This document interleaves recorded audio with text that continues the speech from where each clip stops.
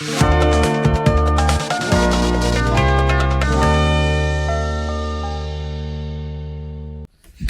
muchas gracias por venir a mi charla. Como decía, iba a hacer un chiste si venía poca gente. Como ha venido mucha gente, se me han cruzado los chistes, así que reducimos riesgo de que no haga gracia. Pero os agradezco muchísimo que hayáis venido a mi charla, que había unas charlas bastante potentes a la misma hora, como Bryce, que encima es gallego, que está en el auditorio, así que mil gracias. La charla se llama Comunidad, la clave del éxito de tu proyecto open source. Pero para mi charla no voy a hablar de todos los proyectos open source. No sé si habéis estado en la keynote que ha hecho Isma Far, ¿se llama? ¿No? Que trabaja en IBM, y él ha estado hablando de un montón de iniciativas y proyectos que son open source, pero que tienen un montón de recursos y pasta ahí metida. Yo voy a hablar de aquellos proyectos que empiezan como proyectos personales, donde los objetivos no son tanto monetizarlo o viralizarlo con base a usuarios, sino que es más conseguir que el proyecto, pues que no cierre, que no eche el cierre, ¿no? Pues que crezca, que se mantenga y que no se convierta en un problema para su creador. Así que si estabais esperando una charla para modelos de negocio open source o adquisición de usuarios, lo siento. Podéis salir si queréis.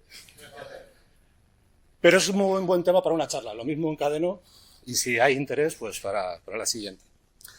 Como vamos a hablar de esos proyectos que empiezan como proyectos personales, me gustaría preguntaros, a los que estáis aquí, ¿cuántos de vosotros tenéis algún proyecto open source, o sea, sin ambiciones, es decir, algún repositorio público accesible para la gente? Muy bien, hay un montón de manos levantadas. Significa que este tema, pues, a los que estáis aquí por lo menos os interesa. Pero no solo a vosotros, yo creo que afecta a millones de desarrolladores. Estos datos de aquí, de más de 284 millones de repositorios públicos, lo compartió GitHub en la conferencia del año pasado. Pues de todos estos repositorios públicos, se estima que el 40% son mantenidos por un solo desarrollador. Y si en vez de mirar los repositorios, miramos desde el punto de vista de los maintainers, los que los soportan, hay un estudio que se hace cada año que se llama el estado de Open Source Maintainer, que también dice que el 44% de los maintainers trabajan solos. Esto indica que de lo que estamos hablando es un tema bastante relevante, que casi aplica a la mitad de los proyectos. Pero como no hay pastuki, pues no se habla mucho de ello, ¿no? Pues es de lo que me gustaría hablar hoy. Así que si sois maintainers de proyectos vosotros solos, espero de lo que vayamos a hablar encontréis algún tip que os ayude a mantener la motivación y, ¿por qué no?, a crecer vuestro proyecto. Y si no sois maintainers y sois usuarios y estáis consumiendo proyectos que sabéis que están mantenidos por una sola persona, pues que si tenéis la oportunidad de contribuir, os lo planteéis. Me llamo Benjamín Granados y, bueno, voy a decir, llevo 20 años trabajando pero lo tacho, ya por no parecer viejuno, muchos años trabajando sobre todo en ingeniería de APIs, haciendo APIs en empresas de banca en España. Después centré un poco mi carrera en temas de gobierno API. Por ejemplo, hablé hace 2 años en la PyCon y hablé de temas de APIs, de OpenAPI Specification. Pues hoy cambio de tercio. Y los últimos años he estado trabajando sobre todo en estrategias de adopción de productos para desarrolladores, en concreto en Community y Open Source. Hasta hace 3 meses trabajaba en Postman, hasta que decidieron dejar de invertir en Open Source, con lo cual 3 meses buscando curro. Pero sigo me contrataron para ser Community Manager de JSON Schema Specification y ahora sigo siendo Community Manager. Quiero decir, han dejado de pagarme por ello, pero me he enamorado del proyecto y sigo contribuyendo como Community Manager. No sé si conocéis alguno de JSON Schema, ¿lo utilizáis? Si trabajáis con datos, lo tenéis que conocer. Pues nada, pasaros por la comunidad, joder. También, como os decía, me apasionan las APIs. También he sido Steering Committee Member de API Addit, que es una comunidad, fundación que habla de estos temas aquí en España. Y como os decía, fui speaker en PyCon en Granada hace 2 años por trabajo. Yo estaba trabajando en Twilio como Developer Advocate. Me enamoré de la conferencia y ahora pues he venido pues porque me encantó. Yo no soy... Mi lenguaje de programación es Java, pero somos mucho más aburridos y tal. Y la impresión que me dio la comunidad es que es súper abierta, diversa y creo que es un sitio en el que me sentí bienvenido y me gustaría volver. Por eso estoy aquí. He sido afortunado que me han cogido la charla, así que gracias a la organización. Y bueno, he hablado en otras conferencias de temas de APIs, conferencias internacionales y con Motion, TestFresh, etc. Y algunas empresas que he trabajado, pues como os decía, Postman y demás. Empezamos con la mandanga. Y lo primero, pues lo que ya vais intuyendo, mantener un proyecto open source tú solo puede ser un poco complicado. Tienes que estar pendiente de que el código esté guay, sacar funcionalidades, documentar bien los issues, la documentación, si empieza a haber gente, ser sonriente y bienvenido para que les guste, responder, en fin, nada fácil. Y si sigo con la encuesta del estado de Open Source Maintainer, pues hay una pregunta bastante reveladora, y es que más del 58% de los maintainers o han pensado en dejar su proyecto o lo están pensando. Eso significa, pues, es una evidencia de lo que os comentaba, que a veces puede ser bastante exigente. Y si les preguntaban los motivos de por qué pensaban en dejarlo, pues aquí hay un poco de diversidad de opiniones. Cambio de prioridades, al final, si tienes un proyecto open source y de repente te casas, tienes hijos o tienes, yo que sé, un accidente y necesitas tiempo para la rehabilitación, yo que sé, lo que queráis, las prioridades pueden cambiar, el proyecto ya no te interesa, te quemas, hay muchas charlas del burnout de maintainers, pues yo lo he sufrido también. O necesitas dinero y si estás trabajando en el open source, pues hablamos antes de la charla, que a veces el dinero no es tan fácil, ¿no? O que por aquí abajo tenéis que los usuarios exigen demasiado, ¿no? Que cuando empiezas, imagínate que haces algo que está chulo, soluciona un problema, empiezas a tener más usuarios y la demanda crece. Eso puede ser también algo que al final mueres de éxito, ¿no? Y justo es lo que voy a intentar dar unos tips para lidiar con eso. Y a estos maintainers que les preguntaban también qué es lo que necesitan, ¿no? para lidiar con esos pains, pues la respuesta era clara. Aparte de dinero, por supuesto, lo que necesitaban era ayuda. O ayuda para mejorar la documentación, ayuda para mejorar la experiencia de los usuarios o los desarrolladores, ayuda para gestionar los issues con el gobierno, etc. Entonces, aquí todo conecta al tema de comunidad, a las personas, como os comentaba. Esa es la perspectiva del maintainer. Y si vemos ahora la perspectiva de los usuarios, el otro lado, los que lo utilizan, pues también resulta que comunidad es un aspecto clave a la hora de valorar qué proyecto open source utilizar. He mirado varios estudios, ¿vale? Normalmente suele ser la licencia, lo decimos antes también.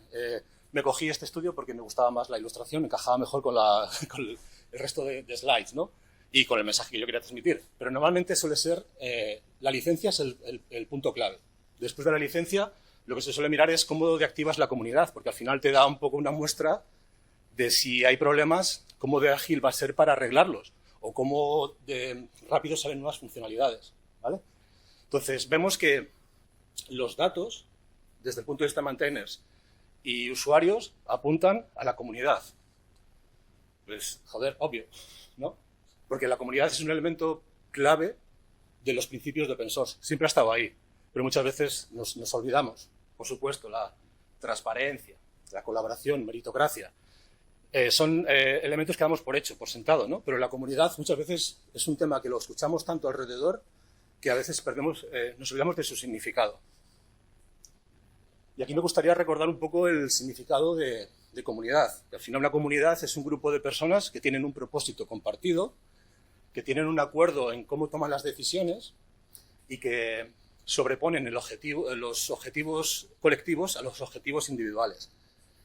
Pero yo me he encontrado, yo no sé vosotros, pero por ejemplo, en mi vida profesional, antes de centrarme a trabajar en temas de comunidad, en distintas empresas donde escuchaba la palabra comunidad en muchos contextos distintos. Sobre todo a la gente de marketing les mola que te cagas. Pero comunidad no es audiencia. A ver, aquí. Entonces, yo quería poner este ejemplo en concreto de influencers, streamers,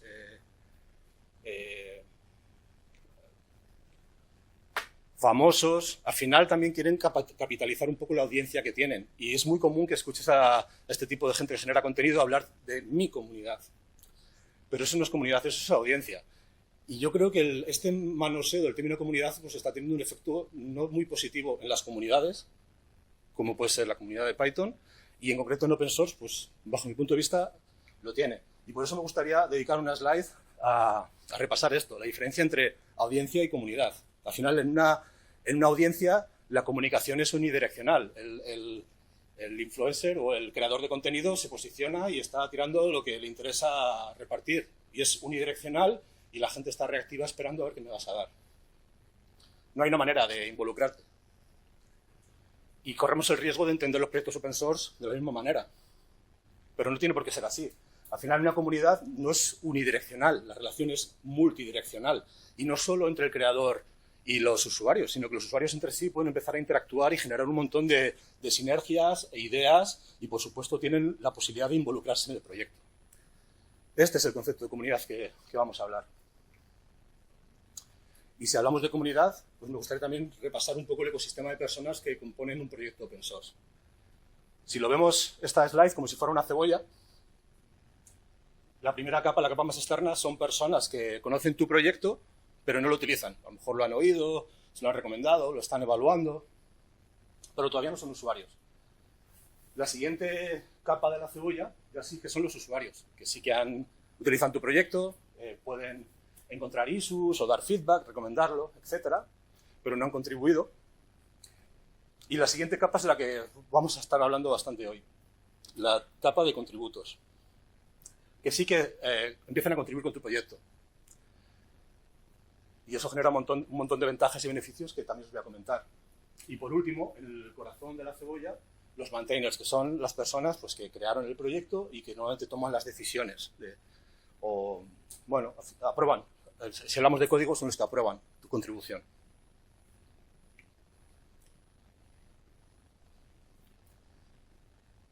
Quería poner esta slide porque muestra una distribución de tipos de proyectos open source en base a la relación entre usuarios y contributos, que es lo que hablamos, los que solo lo utilizan y los que lo están manteniendo. Porque al final la viabilidad de este tipo de proyectos se basa un poco en el balance, en estos dos valores. En esta gráfica, en el eje de las Ys, en el eje vertical, habla del crecimiento de contributos. Con lo cual, los tipos de comunidad que están arriba son los que tienen mejor proporción de contributos. Y en el eje horizontal está el nivel de usuarios. Entonces, los proyectos que tengan menos contributos y más usuarios, pues solo van a tener un poco más fricción de los que comentaba de tener problemas a la hora de mantenibilidad. Proyectos arriba a la izquierda, clubs, proyectos que se han creado probablemente en grupo, donde los mismos usuarios son contributos y lo están utilizando para un tema de nicho. Sus retos de mantenibilidad serán distintos, probablemente su reto será que lo use más gente, pero no van a tener los problemas de un solo maintainer.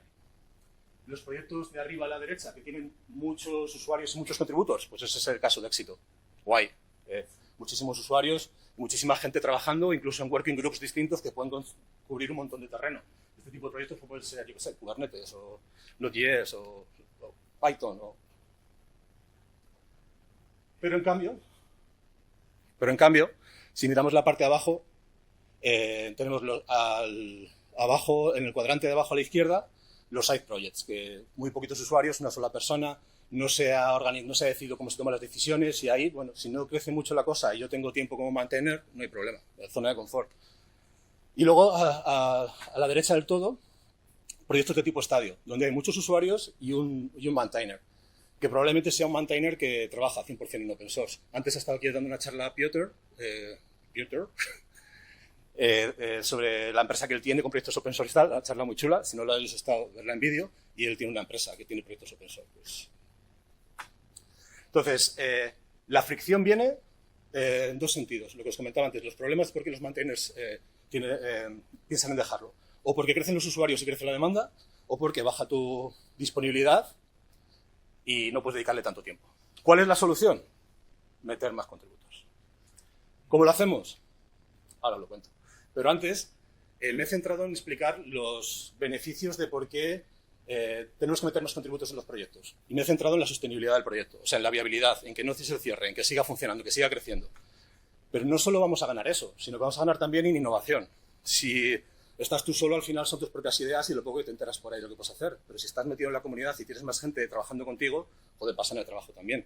Salen muchas más ideas, muchas más opciones e incluso puede ser hasta más divertido. Tu velocidad de desarrollo va a ser mucho más grande. Si tenéis más gente metiendo las manos en el código de una manera ordenada, pues vas a poder sacar más funcionalidades mucho más rápido, que respondan mucho mejor a las necesidades de tus usuarios, que mejore la experiencia del usuario, etc. Y también porque va a ser un entorno mucho más diverso, con más ideas, con más representación de más tipos de personas y en un lugar en el que te apetezca más estar. Así que el objetivo, y ya sí que llegamos a la parte de tácticas, es cómo conseguimos que usuarios que han utilizado nuestro proyecto vayan subiendo distintos niveles de compromiso. Y lo he puesto aquí como si fueran escalones. Primer escalón, conseguir que un usuario que nunca ha consumido nuestro proyecto haga una contribución. Pero antes de hacer una contribución, tenemos que entender un poco cuáles son sus motivaciones. O sea, por qué lo quiere hacer, ¿no? Al final vas a poder, si vas a poner un journey para que pueda hacerlo, vamos a pensar un poco qué es lo que le duele o por qué lo haría. Y la mayoría de los usuarios lo utilizarían porque necesitan algo. Lo están utilizando y algo no funciona o algo le falta. Ese es el caso principal. Pero luego hay también otros contributos que contribuyen o porque disfrutan aprendiendo, cacharreando, o porque en su curro es un poco monótono y trabajar en open source, si le dejan, es una parte más creativa, que disfrutan. Gente que es comprometida con open source y que también lo hace por convicción, sabe que es un proyecto que le falta recursos y yo voy a poner mi granito de arena. Y luego hay gente también que a lo mejor lo hace. Yo, por ejemplo, en mi trabajo en JSON Schema, hemos tenido varias iniciativas para captar nuevos contributos, iniciativas de mentoring, y viene mucha gente, estudiantes que están terminando la carrera y quieren un poco canalizar un poco su carrera, ¿no? Pues también open source te puede ayudar a tu branding personal y empezar en el mundo del desarrollo. Pero claro, ahora vienen las fricciones, ¿no? Los pain points. ¿Cuáles son los primeros pain points que se pueden encontrar? Temas de comunicación, que no sea en entorno welcoming, o sea, que no sea caluroso, que no sea como una casa, que te sientes como que es un poco cerrado, que a veces suele pasar. O áspero, si el mantenedor está quemado, contesta diciendo que buenos días, ¿qué tal estás? Bienvenido. Pues no, estoy hasta los huevos, ¿no? Que tengas una duda y que no haya un experto que te ayude. O que hagas una consulta a un pull request y que tarden mucho en contestarte. Al final, si encima que quieres ayudar y no te contestan rápido, pues dices, pues me voy a otro sitio. Antes de que se me abriera la mente en open source, yo a veces, cuando curraba y estaba muy quemado, a veces tenía esa mentalidad, ¿no? Joder, encima que quiero ayudar y no me dejáis, pues... Otro problema es la documentación. Si la documentación está desactualizada, no está disponible, pues también es una barrera que se puede encontrar alguien que quiere contribuir por primera vez a tu proyecto. La complejidad del código, que sea complejo hacer el setup, si no tienes documentado o simplificado para que alguien pueda tener un entorno de desarrollo en local, pues va a ser difícil si los ISOs no están bien documentados. Y sobre todo también encontrar la manera como hacer tu primera contribución, o sea, los primeros pasos, ¿no? Y luego, por último, pues oye, si estás metiéndote a contribuir en algo que es muy complejo y no tienes el conocimiento, pues jodido, tendrás que buscar un proyecto un poco que se ajuste a tus expectativas. Pero antes de decir las tácticas, hay unos básicos que un proyecto tiene que tener, ¿vale? Hay un montón de templates que te hacen todo esto, pero yo no quería pasar la oportunidad sin que cuando hagáis un proyecto, pues que tener un poco de sensibilidad, porque son elementos esenciales que sin esto no podemos construir encima. Puede que sea un repositorio público, proteger las ramas para que la incorporación de código sea ordenada y sobre todo los ficheros de README con todas estas instrucciones que decíamos de para qué vale el proyecto, qué problema soluciona, errores, etcétera. Elegir bien la licencia, documentar las contributing guidelines, pues cuáles son las expectativas, cómo es el proceso de revisión de ISOs, etcétera, y el código de conducta. Y el código de conducta yo creo que también es esencial. Te puedes adherir a cualquiera de los que Code Covenant o lo que sea. Y luego, pues, por supuesto, lo que hagas después de integración continua o validación de código o gestión de dependencias de seguridad, pues por supuesto que ayuda. Pero es todo mínimo. Sin esto no podemos hacer nada. Y si vamos a convencer a esos usuarios de que tengan las ganas de contribuir por primera vez, pues creo que esencial son las guidelines de contribución. O sea, tiene que estar muy bien documentado. Además, lo que os decía, tiene que estar muy bien explicado cómo hacer el setup del proyecto y que la documentación, pues intentar minimizar que haya temas desactualizados o que no resuelvan los casos de uso iniciales de cualquier desarrollador. El onboarding. Aquí se puede automatizar, si un maintainer tiene mucho onboarding de usuarios y quiere automatizar los mensajes de bienvenida o las respuestas a issues y demás, se puede hacer, pero yo creo que la clave es intentar tener un balance entre automatizar respuestas a issues o cierres de issues o agradecimiento con tener una actitud positiva y welcoming cuando eres el maintainer, para que la gente pues perciba no solo que el código mola, sino que el ambiente mola. Intentar utilizar, si ya hay un poco de masa crítica, utilizar boards para dar visibilidad de los issues que están disponibles y saber un poco lo que está libre, no libre, disponible, etcétera. En mi caso, por ejemplo, he Este año Jason Schema fue seleccionado para Google Summer of Code, que es un programa mentoring el más potente del mundo, y tuvimos un pico de como 300 contributos a la vez en un mes. Entonces, nosotros a la vez de por tener el project boards y los issues a tono, pues conseguimos lidiar con todo eso. Y normalmente teníamos como 10 contributos o algo así. Entonces, esto ayuda. Quiero decir, tampoco hace falta tener aquí un arco de iglesia de la leche para vuestro proyecto, pero bueno, tener ese mindset ayuda. Cuando haya masa crítica también, pensar en una plataforma de discusión. Si sois solo 4 gatillos, de momento no, pero cuando veas que hay 50 o 100 personas, a lo mejor podéis montar un Discord o algo que también ayuda a crear una conexión más directa con las personas. Utilizar Code First Issues para etiquetar los issues más sencillos. Al final es lo que decíamos, dejar miguitas de pan para que sea más fácil hacer la primera contribución. Y luego algo que yo daría muchísimo hincapié, que es expandir los journeys de contribución. ¿Qué coño significa eso? Significa que no solo es código lo que se puede contribuir. Se puede contribuir documentación, se puede contribuir automatización, y hay gente que tiene distintos intereses o sensibilidades. Entonces, si tú en tu Contributing Guidelines separas un poco esos journeys, pues a lo mejor maximizas que otros usuarios que a lo mejor vean que es muy difícil para mí, pues empiezo con la documentación. Y eso a nosotros nos ha ayudado bastante. Ahora, en el proyecto, pues tenemos gente que está empezando a trabajar solo enfocada en documentación. Y hubo una línea de gente que estuvimos trabajando activamente este verano en temas de automatización del website. Sesión de office hours, de vez en cuando, para mostrarse las caras. A lo mejor si lo intentáis hacer, vais a estar vosotros solos en la sesión 6 meses, pero hay que tener el mindset. Y luego os contaré un ejemplo de cómo esto luego al final da beneficio. Y por último, bueno, pues a lo mejor colaborar con un community event, con alguna otra comunidad, para empezar a mostrar que el proyecto es contributor friendly, y programas de mentoring, lo que decía, pero esto ya para proyectos mucho más grandes, como Google Summer of Code. Bien, si hacéis todo eso, guay. A lo mejor que hay algún contributor. Pero, lo siento mucho, la mayoría de los first contributors nunca vuelve. Pero podemos cazar alguno. Cazar no, convencer, enamorar. Enamorar. Enamorar. Enamorar. ¿Y qué estrategias aquí recomendaría? Sistema de recognition. Al fin, si no hay un... O sea, dar visibilidad a la gente que está más comprometida siempre ayuda. Al final es una recompensa pequeñita, material a tu trabajo. Entonces puedes visibilizarlo siempre bien en el README o en la página web del proyecto si lo tenéis. Entonces eso es fundamental. No es solo el board de contributors, sino también pues, esa comunicación positiva. Documentar el proceso de triaje. Si yo soy un contributor y voy a invertir más en tu proyecto, me gustaría saber... entender muy bien el proceso de triaje para saber un poco las expectativas de tiempo que voy a revisar, quién está involucrado, los estados, etc. El roadmap. Igual, si voy a invertir los siguientes meses en el proyecto o años, pues quiero saber hacia dónde vamos un poco. Pues, o que esté documentado o que haya una discusión para co-crearlo todos juntos. Y al final, pues el governance. Cómo se toman las decisiones.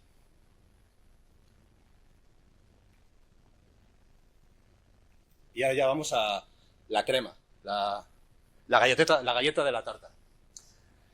¿Cómo conseguimos que un contributor regular pase a ser maintainer? Bueno, pues lo primero es que depende del maintainer. Si es tu proyecto, es una decisión que tienes que tomar tú. Como cuando... Bueno, esto es una peli un poco vieja ya, pero bueno, habéis visto Matrix, ¿no? Cuando Morfeo le dice a Neo, ¿quieres quedarte aquí como estás bien o quieres entrar en el agujero del conejo? No sé cómo decía. Entonces aquí eres un maintainer, tú tienes tu proyecto. Te tomas la píldora azul y disfrutas de la ayuda que tienes para poder dedicarte a más proyectos o bueno, tener una vida más tranquila como maintainer, o te tomas la píldora roja y abres las puertas a más maintainers. Y yo creo que hay que tomarse la píldora roja. Al final es cuestión de innovación y colaboración. Si abres la puerta a tu proyecto a tener más co-maintainers, pues es la clave del éxito. Aquí os dejo un sitio que se llama un Cool Dev, que es el señor que mantiene una herramienta que se llama Cool, que se creó hace centuries para llamar a servicios, y en esta página cuenta un poco su experiencia manteniendo distintos proyectos open source. Y él dice que para él ha sido clave incorporar gente en sus proyectos, pero que no esperes. O sea, que ellos no te van a pedir entrar, sino que tienes que ser tú el que diga, hey, tío, mola trabajar contigo, lo que has hecho es guay, creo que estaría mejor. Si quieres, me encantaría. Bueno, en fin, tú buscas tus palabras para convencerle. Y esa es la clave, esas son las tácticas que voy a comentar y la mayoría de todo eso en proyectos de otra escala a mí me ha ayudado. Entonces, ¿esto es verdad? ¿Esto funciona? Sí funciona. Y me gustaría hablaros del proyecto Async API. ¿Alguno conoce el proyecto Async API? Sois gente de las APIs, alguno, ¿va? Bueno, pues el proyecto Async API, como os decía, yo he trabajado en Postman aproximadamente 2 años. Postman invirtió bastante dinero en proyectos estratégicos para la industria de las APIs, open source, y ese esquema era uno, y el otro era Async API, con lo cual, aunque cada uno estábamos en nuestro aire, pues éramos compañeros. Entonces, yo me he inspirado mucho el trabajo de lo que ha hecho Async API. Y Async API empezó como un proyecto personal de este señor de aquí arriba, que es Fran Méndez, español, de Badajoz, ahora es un estándar de la industria. Y en ese, os recomiendo este vídeo, esta charla que la dio en el TechFest del año pasado. También la encontraréis en inglés, donde él habla su experiencia como cómo pasó de proyecto personal a un proyecto que es un estándar de la industria y todos los vaivenes emocionales y demás. Y también os recomiendo la charla de abajo de Lucas Gornicki, que era el Community Manager, ahora es Executive Director, y habla de los hitos fundamentales de la comunidad. Yo he cogido todo eso y he charlado con ellos y lo he puesto un poco de manera visual para que veáis cómo esas estrategias han ido afectando positivamente al proyecto.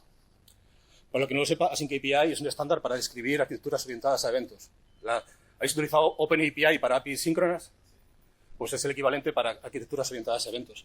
Cuando Fran, en 2016, estaba trabajando en un proyecto con muchas APIs web síncronas y empezó a utilizar APIs asíncronas, pues se encontró con el problema de que no había manera de escribirlas para poder trabajar ágilmente con ellas. Y lo que decidió, lo que se le ocurrió es, joder, pues si no hay un estándar para las APIs asíncronas como lo hay para las síncronas, vamos a crearlo.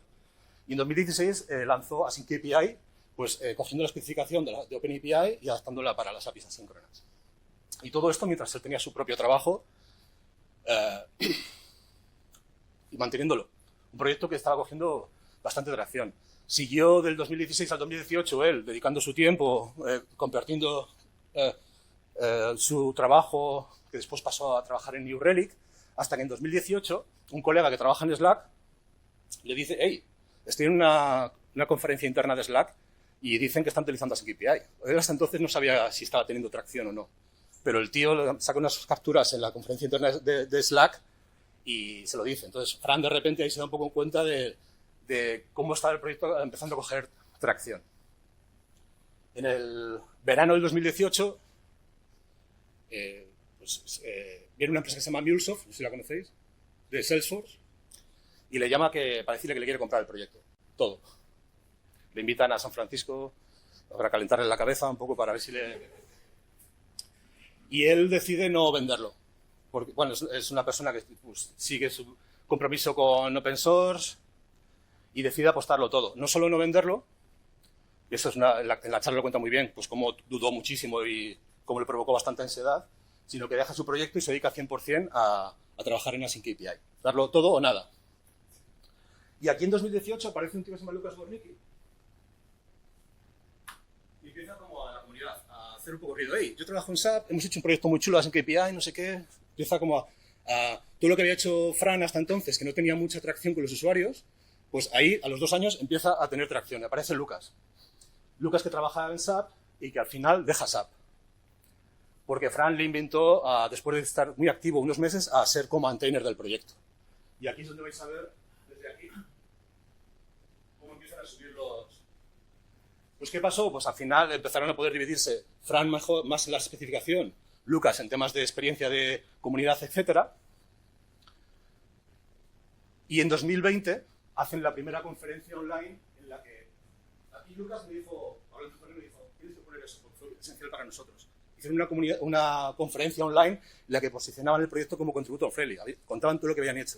O sea, se posicionaban como, hey, esta es nuestra mentalidad, esta es nuestra filosofía y queremos que más gente se involucre. Por entonces, Fran y Lucas estaban trabajando como sin ingresos y la mantenibilidad del proyecto pues tenía un poco de... Estaban entredichos, no estaban viendo cómo monetizarlo. Y ahí es cuando Postman pues, decidió invertir sin pedir nada a cambio, solo pagando maintainers. Entonces, un montón de gente, bueno, 9 personas de OpenJSON KPI empezaron a ser empleados de Postman y a los pocos meses, pues los de JSON Schema, que es cuando yo también entré. No solo eso, sino que en el 2021 donan el proyecto la Linux Foundation. O sea, ya no es de nadie, es de la comunidad. Y la atracción aquí, ya veis cómo los empezaron, ya estamos aquí por 700 no sé cuántos contributos, no usuarios, sino contributos.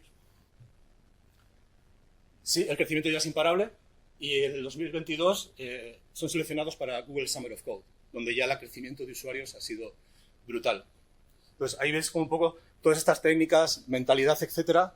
Claro, el proyecto es la leche. La clave de un proyecto que funcione es que tengas un problema que soluciona dolor de mucha gente, ¿no? Pues la idea era buena, pero la mentalidad era buena y las personas hicieron que funcionara. Y ya la clave total de apertura total. El año pasado, Fran y la comunidad sugirieron que Lucas Gornicki fuera el nuevo director ejecutivo del proyecto. El tío que en el 2018 entró como diciendo, estoy en SAP, he hecho esta cosa guay. Y Fran se puso un poco al lado para dejar que la comunidad siguiera su curso. Hoy en día, más de 2.500 contributors, 44 miembros en el Technical Steering Committee y petándolo mucho y bien, ¿vale? Así que si no conocéis el proyecto, os lo recomiendo. Y hasta aquí.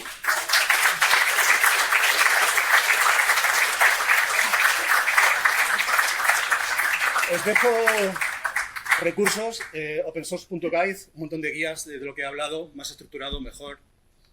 Y OnCoolDev, pues desde el punto de vista personal de un maintainer que, bueno, que ha hecho un montón de proyectos y ha sufrido todo, le ha dolido todo, así que aquí lo tenemos. Tenemos unos minutitos para preguntas. ¿Alguien tiene alguna pregunta? Gracias. Pues excelente charla, gracias por todo ese conocimiento. Mi duda es si los eventos tipo Hacktoberfest realmente benefician a este tipo de proyectos, no a los que tienen mucha pasta, ¿no? A este tipo, ¿realmente benefician algo o perjudican? Muy buena pregunta, porque estamos en octubre. Yo creo que he puesto unas tácticas para first time contributors, estas de aquí abajo sobre todo. Bueno, también una discusión, que requieren que haya una masa crítica. Al final, si es un proyecto que tiene pocos usuarios, no es el momento todavía. Pero si tú ya estás empezando a notar como maintainer que el calorcito, de que hay mucha demanda y tal, yo lo probaría. Al final es open source y tenemos que probar cosas, igual que pruebas funcionalidades y a veces no responden a lo que necesita la gente, yo lo probaría. En concreto nosotros, en JSON Schema, es la primera vez que lo hicimos y casi sin pensarlo. Me dijo una de las personas que he sido mentor suyo este verano en Google Season of Docs, también nos seleccionaron, me dijo, oye, esto ya estaría guay. Yo le dije, tío, estoy hasta arriba. Si lo haces tú, bien, si yo no voy a hacer nada. Y el chaval, un chico de la India, se encargó de hacerlo. Lo apuntó todo y, bueno, pues a lo mejor han venido 20 personas. Entonces, no es mágico, pero tú solo quieres que venga alguien y que haga ese journey de ser usuario a ser contributor. Y son un montón de cosas, que decir. Entonces, yo creo que es positivo y lo probaría. Pero tiene que ser un proyecto que tenga ya, pues eso, que tenga empieces a notar que hay usuarios creciendo, un interés.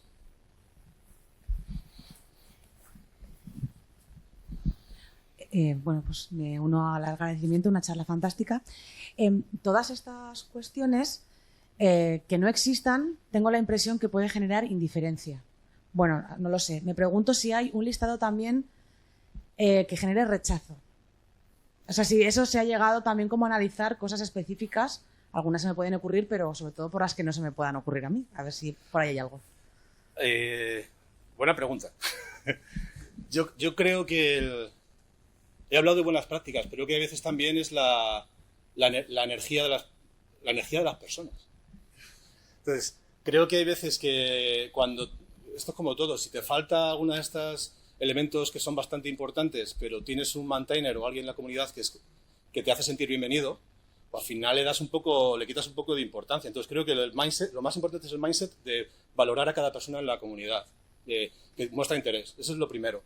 Y luego, a ver, estamos contribuyendo código, entonces creo que también yo me he centrado en las partes desde el punto de vista de community management, pero creo que también desde el punto de vista del código tienes que tener unos básicos para que una persona que tiene su talento, pues vea que hay un entorno mínimamente organizado para trabajar a gusto. Pues tiene que haber muy bien documentado cuál es la estrategia de merge, de revisión, cuáles son cómo se hacen los tests. O sea, eso, no he hecho hincapié en ello, pero creo que es esencial. Es importante, ¿vale? Entonces, yo creo que lo importante es el mindset y después pues puedes ver un poco, dependiendo de qué tipo de proyecto tienes, a lo mejor la parte técnica es más importante o si te falta mucha documentación, pues sabes que tienes que tener un mínimo. Puedes partir con un mínimo de documentación al principio y luego ver cómo lo vas incrementando dependiendo de lo que se queja la gente. También es importante poner la oreja. Nosotros en el website de JSON Schema lo cambiamos hace un año y tenemos ahí un widget de feedback y vamos viendo un poco lo que nos dicen y si hay gente para arreglarlo bien y si no, pues ahí está el feedback acumulado para poder... Porque no tenemos recursos, quiero decir, depende de la comunidad. Cuando haya gente que tenga ganas de contribuir en documentación, pues tenemos el conocimiento. Pero sí hay que intentar escuchar. Una pregunta más. Hola, gracias Benja por la charla. Yo quería preguntarte si tienes algún consejo, algún comentario sobre un riesgo que existe a veces en una comunidad en el que el maintainer, pues pueda resultar un poco, o sea, pueda tomar decisiones que resulten un poco tiránicas. Y el riesgo es que si es código abierto, pues haya un fork y parte de los usuarios y de contribuidores se vaya y continúe por una línea separada y bueno, eso es perjudicial para la comunidad porque se crean dos comunidades, hay una fragmentación de recursos, no beneficia a nadie. Entonces, he visto que hay una sección de governance en la guía que has compartido, que me miraré muy bien, pero bueno, si tienes algún consejo, algún comentario. Yo no lo he vivido personalmente, pero no he hablado de JSON Schema en el ejemplo porque JSON Schema tiene un pasado un poco truculento de cambios de grupos involucrados. No hasta ese nivel, pero al final las relaciones personales son complejas. Y si ahí el maintainer tiene al final es un tema de burnout y tener sensación o ganas de tener el control, pues al final no es un sitio amigable. Esas cosas pueden pasar. Si es un proyecto pequeño y hay un fork, pues, tío, mierda para ti. Pero también pasa a gran escala. Hablamos ahora de un proyecto que se llama OpenTofu. El proyecto que forkearon era Terraform. Entonces, eso no fue porque el maintainer no fuera amigable o fuera un gobierno. De repente cambiaron el tema de licencia y todo de una manera que el impacto en el ecosistema era brutal. Entonces, un montón de gente y organizaciones se organizaron, hicieron un fork a lo bestia y OpenTofu lo está petando ahora. La cagaron. Entonces, ¿qué enseñanza es esto de los dos ejemplos totalmente distintos? No se pueden cambiar las normas del juego, porque si yo estoy comprometiendo mi tiempo con tu proyecto, si tú de repente piensas tomar decisiones de esa manera, el contrato que no estaba escrito lo estás rompiendo. Entonces, es libre o de dejar de contribuir o forkearlo. Entonces yo creo que el mindset de no romper las normas del juego, aunque no estén escritas, es esencial. Y en la industria pasa pues que te hacen un fork a lo bestia y fuera. O sea que yo si fuera el maintainer, pues valoraría que alguien que esté a mi alrededor me dijera, tío, llevas unos meses que se te está... Y parar un poco. Parar, es que decir. Por eso un co-maintainer es cuestión de balance que he comentado. No hay tiempo para más preguntas. Muchas gracias, Benjamín.